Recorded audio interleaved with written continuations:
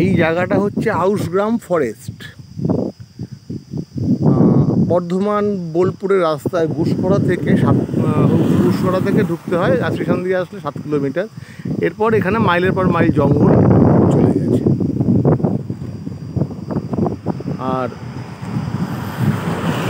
এইখানে একটা কাজ চলছে, একটা ধাবা দিয়ে শুরু হয়েছে কাজটা।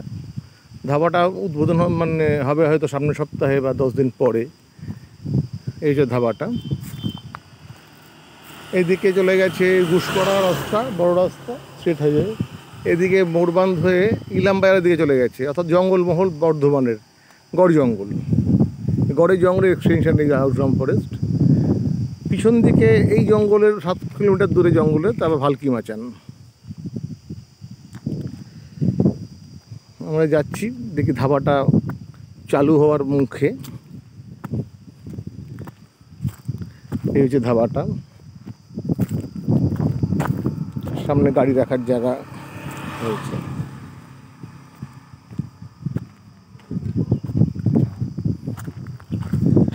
এখানে ধাবার একটা অ্যাড দিয়ে রেখেছেন, অদ্রিজা ধাবা অ্যান্ড মোর। এখানে বিভিন্ন ধরনের খাবার পাওয়া যায়, বিবাহ, অন্নপ্রাশন, জন্মদিন প্রভৃতি যে কোনো সামাজিক অনুষ্ঠানের আয়োজন করা হয়। কজবান্ধ, আউশগ্রাম, পূর্ব বর্ধমান। অর্থাৎ ধাবা বাদ দিয়েও এখানে কিন্তু অনুষ্ঠানের ব্যবস্থা করা হবে।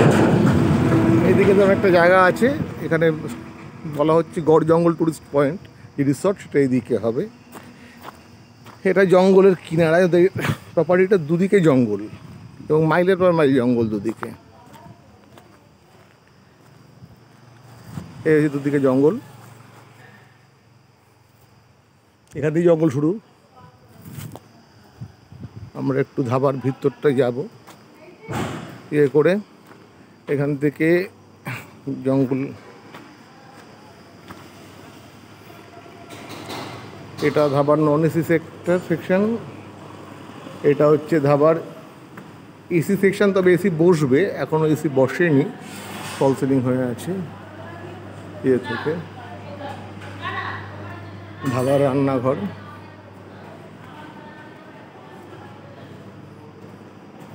এখানে একটা ঘর রয়েছে।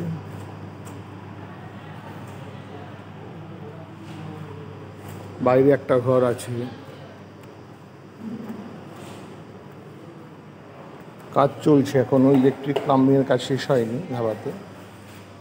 এনারা আশা করছেন 10 দিন, অর্থাৎ জুন মাসে চালু করতে পারবেন।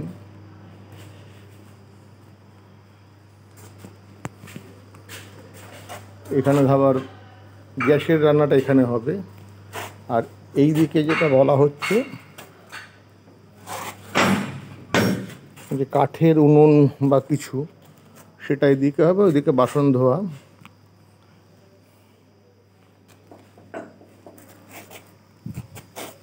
আর এখানে 4টে টয়লেট হচ্ছে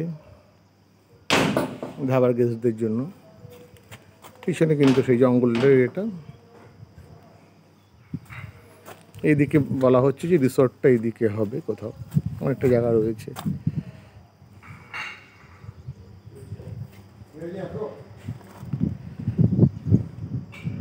গড় জঙ্গল টুরিস্ট পয়েন্ট হবে, এইখানে রিসর্ট। আর এটা অদ্রিজা ধাবা অ্যান্ড মোর।